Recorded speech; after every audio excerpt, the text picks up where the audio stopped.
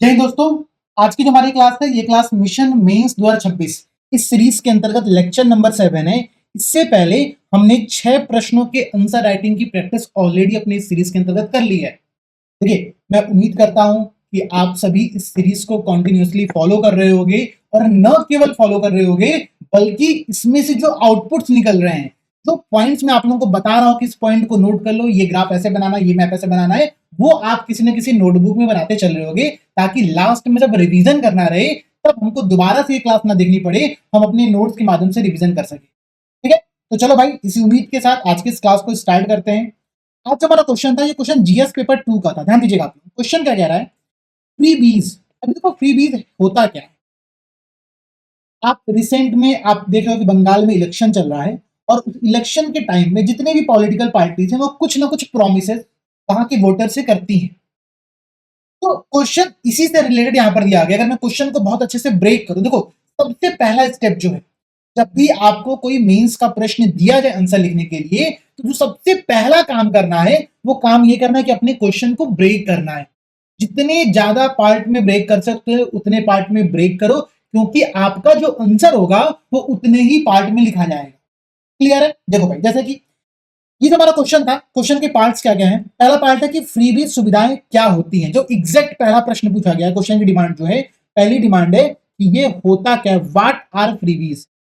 तो पहला क्वेश्चन का डिमांड समझ में आ गया। क्वेश्चन को जो सेकंड डिमांड है मेरे दोस्त, वो कहता है कि Bharatiya Samaj, Indian society, Indian politics और इंडियन इकोनॉमी, समाज, राजनीति और अर्थव्यवस्था पर पड़ने वाले इसके प्रभाव का विश्लेषण करें। मतलब क्वेश्चन का जो सेकंड डिमांड है, वहां पर आपको इसका जो इंपैक्ट है, इसका जो प्रभाव है वो बताना।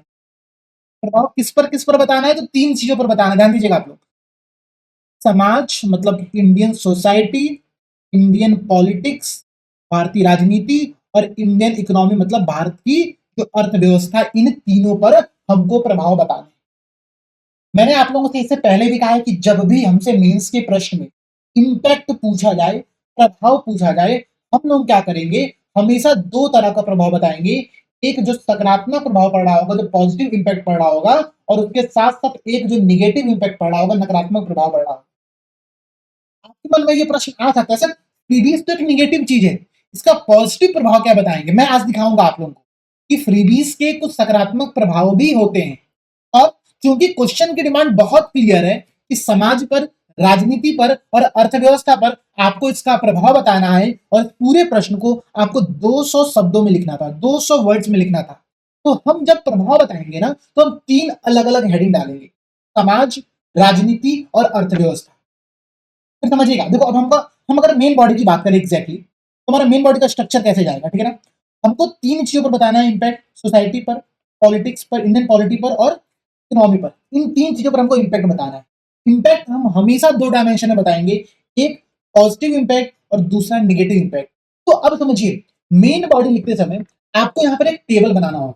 हम लोग को टेबल फॉर्मेट में आंसर राइटिंग करनी पड़ेगी। अभी तक जो हमारी 7 क्लासेस ये हुई हैं, इन क्लासेस में मैंने कहीं पर भी आपको टेबल फॉर्मेटिंग का आंसर लिखना नहीं समझाया था। आप समझो, जब आपसे इतने सारे डायमेंशन पर डिस्कस करने को कहा जा रहा है ना, तो हमको बहुत सिंपल सा एक टेबल बनाना है, और उस टेबल में हमको इन तीनों के प्रभावों को अच्छे से बताते हुए बॉक्स में टाइप करना। देखो, क्वेश्चन का जो मेन डिमांड है वो डिमांड यही है, और जिसने भी मेन बॉडी लिखते समय इस प्रकार के स्ट्रक्चर को फॉलो किया है, उसको ऑब्वियसली उस एस्पिरेंट की तुलना में जो aspirant directly point point point करके सारी बातों को एक्सप्लेन कर रहा है, उसके ज्यादा नंबर। तो बात फिर से समझना, हमको बताना है प्रभाव। प्रभाव तीन डायमेंशन में बताना है, समाज पर, राजनीति पर, अर्थव्यवस्था पर। और प्रभाव हमेशा दो प्रकार का होता है, सकारात्मक प्रभाव और नकारात्मक प्रभाव। तो हमको ये सारे के सारे डायमेंशन कवर करना है, और डायमेंशन कवर तब होंगे जब हम टेबल फॉर्मेट का प्रयोग। तो सबसे पहला इनपुट आज की इस क्लास में ले लो कि जब आपको मैक्सिमम डायमेंशन कवर करने हो, या फिर तुलना करनी हो, या फिर पॉजिटिव और नेगेटिव इंपैक्ट बताना हो, तो टेबल फॉर्मेट को फॉलो करने का प्रयास करिएगा। इससे आपका आंसर बहुत स्ट्रक्चर्ड लगता है और नंबर अच्छे। इतनी बात समझ में आ गया, ठीक है। तो पहला स्टेप था इस क्वेश्चन को पढ़ने का, हमने क्वेश्चन को ब्रेक किया। क्वेश्चन की दो डिमांड हमको समझ में आई कि फ्रीबीज होते क्या है और इसका प्रभाव क्या होता है। अब हम बात करते हैं अपने आईबीसी स्ट्रक्चर की। तो वो आईबीसी स्ट्रक्चर क्या कहता है, समझने का प्रयास करिए आप। जो हमारा आईबीसी स्ट्रक्चर होता है, इंट्रोडक्शन, मेन बॉडी और कंक्लूजन का स्ट्रक्चर। इंट्रोडक्शन में हम क्या बता सकते हैं, क्योंकि इस प्रश्न की एग्जैक्ट एक डिमांड है कि फ्रीबीज सुविधाएं क्या होती हैं, व्हाट आर फ्रीबीज, इसको डिफाइन करें। तो इंट्रोडक्शन में कुछ ना बताते हुए केवल आप इसी चीज को, क्वेश्चन का जो पहला डिमांड था, डिमांड को कवर कर लो। क्या समझिएगा, इंट्रोडक्शन में आप क्वेश्चन के पहले डिमांड को कवर कर लीजिए, आपका एक पार्ट तैयार, इंट्रोडक्शन तैयार हो। मेन बॉडी में हम लोग क्या करेंगे, जहां पर हमको समाज, राजनीति और अर्थव्यवस्था पर, इस पर जो इंपैक्ट बताना था उसको टेबल फॉर्मेट में एक्सप्लेन करेंगे, और उसके लास्ट में हम क्या करेंगे, एक कंक्लूजन देंगे, एक निष्कर्ष देंगे, या फिर मैं कहूं तो एक वे फॉरवर्ड लिखेंगे, आगे की राह लिखेंगे।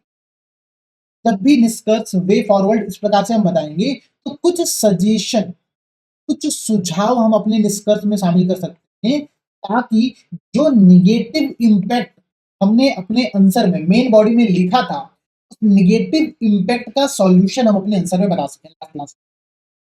हमको हमेशा सुधार पर काम करना है, केवल नकारात्मक प्रभाव बता करके छोड़ नहीं देना है। जब हम निष्कर्ष लिखेंगे, जब हम लास्ट में अपने पूरे आंसर को कंक्लूड कर रहे होंगे, वहां पर हमको कुछ ऐसा सजेशन देना है, कुछ ऐसी बातें लिखनी है जिससे कि निगेटिव इंपैक्ट को कम किया जा सके। बात क्लियर है, सारी बातें समझ में आ गई, स्टार्ट किया जाए आंसर को लिखना। अब देखो, ठीक है ना, अब मैं आपको एग्जांपल के तौर पर एक्सप्लेन करते चलता हूं कि इंट्रोडक्शन में हम लोग क्या लिख सकते हैं। ठीक है, जैसे फ्रीबीज को डिफाइन करना, तो फ्रीबीज होती क्या है, इस बात को समझ लीजिएगा। आप में से बहुत सारे लोग फ्रीबीज के बारे में ऑलरेडी जानते हैं, मैं एक बहुत जनरल स्टेटमेंट के तौर पर आपको समझा दे रहा हूं, देखो ध्यान समझिएगा। फ्रीबीज से आते हैं उन मुक्त सुविधाओं, वस्तुओं या सेवाओं से। Freebies refer to those free facilities, goods और सर्विस जिन्हें सरकारें या राजनीतिक दलें विशेषकर चुनावों से पहले, दो सर्विस जिनको गवर्नमेंट्स या political parties specially before the election, ठीक है, जनता को लुभाने के लिए वितरित करती हैं या करने का वादा करती हैं। डिस्ट्रीब्यूट और promise to distribute in order to attract voters, जैसे कि मुफ्त बिजली देना, कि भाई अगर हमारी सरकार चुनाव जीतती है, हम सभी के लिए 200 यूनिट बिजली मुफ्त कर देंगे, हम सभी के लिए पानी निःशुल्क कर देंगे, हम सभी छात्रों को लैपटॉप वितरित करेंगे, हम सभी लड़कियों को साइकिल या फिर स्कूटी वितरित करेंगे, सभी महिलाओं को, किसानों को नगद सहायता प्रदान करेंगे। ये क्या है, ये फ्रीबीज है। सभी पॉलिटिकल पार्टीज इस प्रकार की प्रोमिसेस इलेक्शन से पहले, इलेक्शन के ड्यूरेशन में, या फिर जब सरकार अपनी जनता को आकर्षित करना चाहती है, तो इस प्रकार के वादे प्रोमिसेस करती है। ठीक है, ये होती है फ्रीबीज। तो फ्रीबीज का मतलब समझ में आ गया, बहुत सिंपल सा मतलब है, freebies refer to those free facilities, goods और सर्विसेज दैट गवर्नमेंट और political parties specially before the election distribute और प्रॉमिस टू डिस्ट्रीब्यूट, क्या समझिएगा, in order to attract voters, for example such as free electricity, water, laptop, bicycle, scooty, direct cash assistance. ठीक है, ये क्या है, ये फ्रीबीज के एग्जांपल होते हैं। तो आपने इंट्रोडक्शन में इतनी सारी बातें समझा दी, और ये क्वेश्चन का जो पहला डिमांड था कि फ्रीबीज सुविधाएं क्या होती हैं, व्हाट आर फ्रीबीज, उसको यहां पर आपने इंट्रोडक्शन में एक्सप्लेन। बात समझ में आ रही है, अब समझो। यहां पर अगर आप थोड़ी सी स्मार्टनेस दिखाओगे, तो आप या तो आरबीआई को, या तो आप फाइनेंस कमीशन को, या तो आप सुप्रीम कोर्ट को कोर्ट कर दो, बता दो कि फ्रीबीज सुविधाएं क्या होती है ना, वो भारत की अर्थव्यवस्था के लिए, भारत के समाज के लिए घातक होती है। ऐसा आरबीआई ने, इलेक्शन कमीशन ने, फाइनेंस कमीशन ने, आपका सुप्रीम कोर्ट ने कहीं ना कहीं पर कमेंट जरूर किया है। मतलब एकदम ये श्योर है कि कहीं ना कहीं पर सुप्रीम कोर्ट ने बोला होगा कि फ्रीबीज यार गलत होता है, इसको रोकना चाहिए। ठीक है, अब मैं आपको एग्जांपल दे दे रहा हूं, जैसे कि आरबीआई क्या कहती है कि ये मतलब these जो फ्रीबीज होती हैं, पब्लिक वेलफेयर सर्विसेज, सार्वजनिक कल्याणकारी सेवाएं होती हैं, ठीक है, जिनके लिए नागरिकों को कोई शुल्क नहीं देना होता। क्या समझिएगा, these often blurs the line between the genuine welfare scheme and the populist scheme। कई बार ये जो फ्रीबीज होती हैं अक्सर वेलफेयर स्कीम, कल्याणकारी योजनाओं, और जो पॉपुलिस्ट, जो लोक लुभावन वादे होते हैं, जो पॉपुलिस्ट प्रोमिसेस होता है, उनके बीच का जो बॉर्डर होता है ना, जो जेन्युइन डिफरेंस होता है, उसको ब्लर करती है, धुंधला कर देती है। तो आप अपने इंट्रोडक्शन में एक इस प्रकार के को कोर्ट को शामिल करते हुए फ्रीबीज के बारे में किसी बहुत बड़े बॉडी का, सुप्रीम कोर्ट का, इलेक्शन कमीशन का एक कोर्ट अपने आंसर में ऐड कर सकते हैं। इतनी बातें समझ में आ गया, ठीक है, बहुत बढ़िया। अब देखो एक दो स्टेटमेंट में मैं बस ये एक्स्ट्रा के तौर पर बता रहा हूं, आपको आंसर में नहीं लिखना, कोई दिक्कत नहीं, बस समझिएगा। फ्रीबीज से अल्पकालिक राहत तो मिलती है, पहले फ्रीबीज में provide a short term relief. जैसे मानो उन्होंने कहा कि सभी बेरोजगारों को 2000 रुपए हम देंगे हर महीने, ठीक है, 2000 रुपए से लग रहा है कि यार ठीक है, पॉकेट में पैसे आ रहे हैं, अच्छी होते, लेकिन इससे जो राजकोषीय अस्थिरता, जो फिजिकल इंस्टेबिलिटी है स्टेट की, और जो निर्भरता, जो डिपेंडेंसी है व्यक्ति का, जैसे मानो आप बेरोजगारों का 2,000 रुपए देने लोगे तो उसकी डिपेंडेंसी बन जाएगी किसी, या सरकार तो पैसा दे रही है, क्यों काम करना है, ठीक है, वो पैसा वो सिगरेट में, वो स्मोकिंग में, वो अल्कोहल में उड़ा सकते हैं, ठीक है ना। तो इससे राजकोषीय अस्थिरता, फिजिकल इंस्टेबिलिटी और डिपेंडेंसी का खतरा लगातार बना रहता है। ये एक बेसिक अंडरस्टैंडिंग थी जो कि मैंने आपको वहीं पर दी। अब मैंने आपसे कहा कि भाई इसका पॉजिटिव इंपैक्ट में क्या लिखना है, समझिएगा। पहली बात, सोसाइटी पर, ठीक है, राजनीति पर, ठीक है, और अर्थव्यवस्था पर, इन तीनों पर आपको प्रभाव बताना है। क्वेश्चन की एग्जैक्ट डिमांड है, मतलब क्वेश्चन में क्लियरली लिखा है कि इन तीन चीजों पर प्रभाव बताइए। तो आपको ये तीन डायमेंशन आपके आंसर में दिखने चाहिए, ठीक है। आप तीन हेडिंग डालोगे टेबल फॉर्म, ठीक है। अब समझिएगा पॉजिटिव इंपैक्ट कैसे दिखा सकते हैं सोसाइटी पर, ठीक है। जैसे कि कुछ ऐसी बेसिक नीड्स होती है ना गरीबों की, जो जो केवल और केवल इस प्रकार के पॉपुलिस्ट जो प्रोमिसेस होते हैं उनसे पूरा होती है। फॉर एग्जाम्पल मैं बताता हूँ कि किसानों के, ठीक है, किसानों के ऋण को कई बार इलेक्शन से पहले माफ कर दिया, समझिएगा, ये बहुत इंपॉर्टेंट स्टेप है। इससे उस किसान की, उस गरीब की जो बेसिक नीड थी वो पूरा हो गया। कुछ और, जैसे कि कई बार कहते हैं कि हम अन्न देंगे, हम बहुत सारे राशन प्रोवाइड कराएंगे, जब अगली सरकार आती है तो हम लोगों को राशन देंगे मुफ्त में, हम लोगों को एजुकेशन प्रोवाइड कराएंगे मुफ्त में, हम लोगों को फ्री हेल्थ सर्विसेज प्रोवाइड कराएंगे। कई बार पॉलिटिकल पार्टीज इलेक्शन से पहले इस प्रकार के वादे करती हैं और सत्ता में आने के बाद उन वादों को पूरा करती हैं। तो सोसाइटी के लिए एक बहुत पॉजिटिव इंपैक्ट के तौर पर काम करता है। डीपीएसपी, जो हमारा संविधान का डीपीएसपी है, डायरेक्टिव प्रिंसिपल्स जो है वो भी इस बात को कहते हैं कि सरकार को इस प्रकार की सहायता समाज के वंचित वर्ग को देनी ही चाहिए। कई बार पॉलिटिकल पार्टीज कहती हैं कि अगर हमारी सरकार चुनाव जीतती है तो हम फलाना वंचित वर्ग को, फलाना गरीब व्यक्ति को हम मुफ्त आवास देंगे। इससे क्या हो रहा है, सोशल इनइक्वालिटी जो थी, ठीक है ना, उसमें रिडक्शन हो रहा है, उसमें कमी आ रही है। आप समझ रहे हैं, ये पॉजिटिव इंपैक्ट है। और क्या पॉजिटिव इंपैक्ट है, तो वंचित वर्गों को अक्सर सामाजिक गतिशीलता, सोशल मोबिलिटी का अवसर मिलता है। फॉर एग्जाम्पल, आपको मैं एग्जाम्पल देता हूं कि भारत की बहुत सारी वेलफेयर स्कीम्स जो है उनकी शुरुआत फ्रीबीज के तौर पर ही स्टार्ट किया गया था। जैसे कि अभी हम मिड डे मील का नाम सुनते हैं, मध्याह्न भोजन योजना जो है, इसकी सबसे पहली शुरुआत 1956 में तमिलनाडु के द्वारा किया गया था। बाद में इसको नेशनल लेवल पर एक्सेप्ट किया गया। ठीक है भाई, बहुत अच्छी इनिशिएटिव है।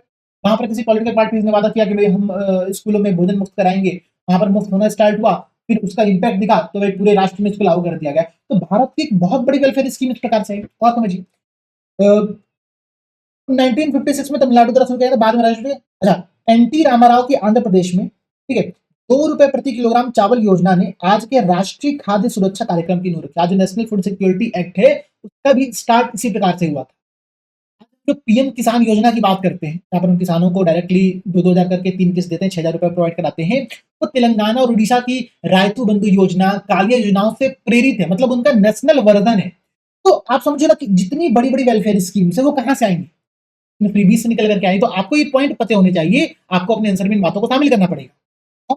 हम क्या करते हैं कि भाई स्कूटी वितरण करते हैं, अपन तो स्कूटी वितरण या फिर फ्री बस सर्विसेज, इससे जेंडर इनइक्वालिटी पर बहुत पॉजिटिव इंपैक्ट पड़ता है, वो चीजें कम होती है। समझिए कैसे, समझिए, नीति आयोग कहता है कि बिहार और पश्चिम बंगाल में जब स्कूली छात्राओं को साइकिल वितरित किया गया तो उससे स्कूल से जो ड्रॉप आउट रेशियो था उसमें उल्लेखनीय कमी दर्ज की है। मैं अपने मन से नहीं कह रहा हूं, ये रिपोर्ट नीति आयोग की है।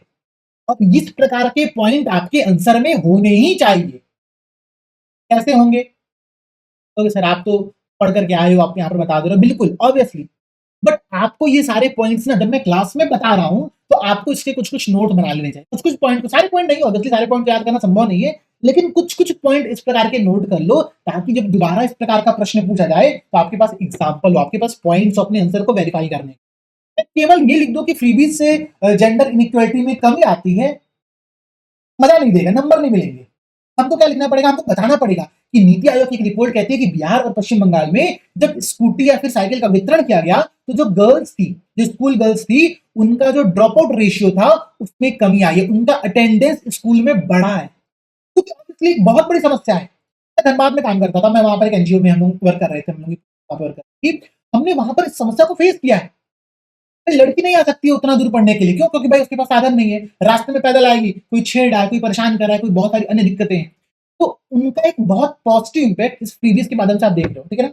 अच्छा समझिएगा, चैलेंजेस क्या है सोसाइटी के लेवल पर, तो भाई चैलेंजेस तो सबसे बड़ा ये कि सुप्रीम कोर्ट खुद कहता है कि जो फ्रीबीज होती हैं ये गरीबों में परजीवी मानसिकता को बढ़ावा देती है। परजीवी मानसिकता मतलब क्या, दूसरों पर निर्भर रहने की मानसिकता।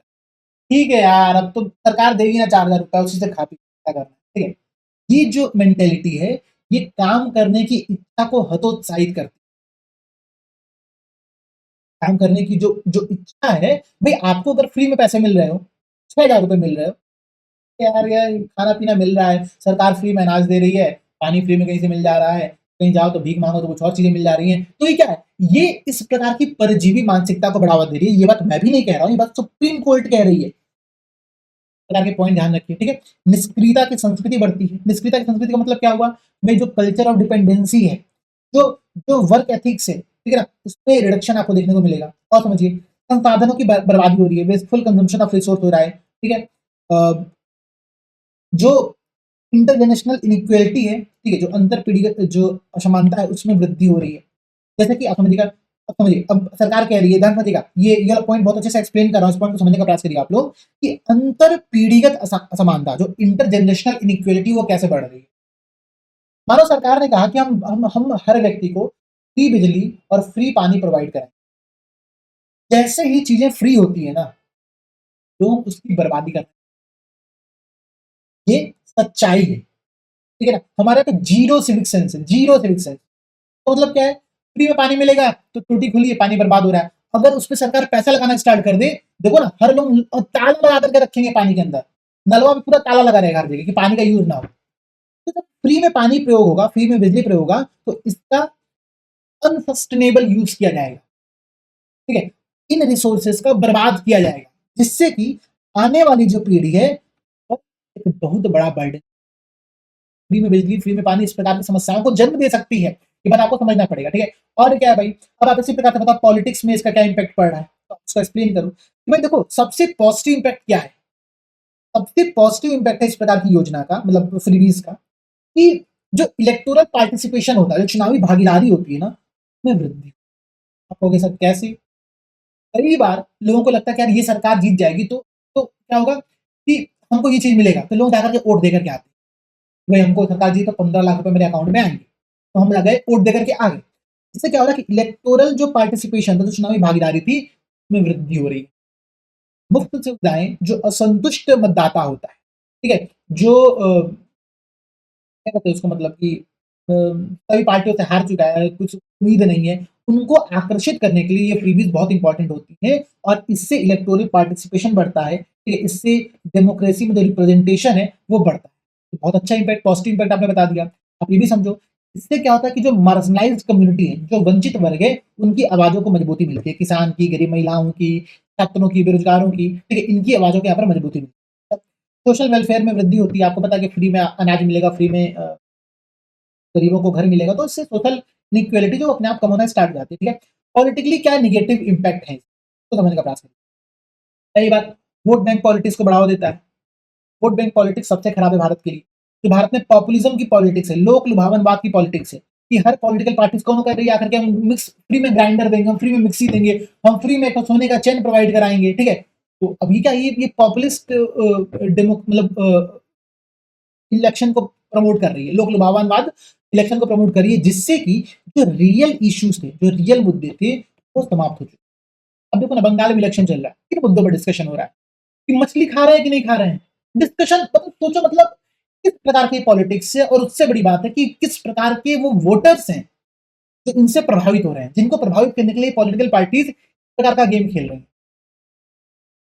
अच्छा भाई, अब देखो, क्योंकि हम फ्रीबीज पर काम करेंगे तो पॉलिसी मेकिंग की जो क्वालिटी, उस पर नेगेटिव इंपैक्ट पड़ेगा, ये सिंपल सी बात है, ठीक है। चुनाव में जो ट्रांसपेरेंसी वो कमी आएगी, क्योंकि लोग वोट किस आधार पे दे रहे हैं, मुद्दों पर नहीं दे रहे हैं, लोग वोट दे रहे हैं कि कौन हमको ज्यादा फ्री में पैसे प्रोवाइड, ठीक है। सुप्रीम कोर्ट के अनुसार जो अल्पकालिक मुक्त वादे होते हैं, उनसे स्थिरता का भाव होता है, ठीक है। मुफ्त बिजली, पानी, ऋण माफी जैसी योजनाएं बाजारों को विकृत करती है, ना समझिएगा, बाजारों क्या करती हैं, विकृत करती हैं, ठीक है।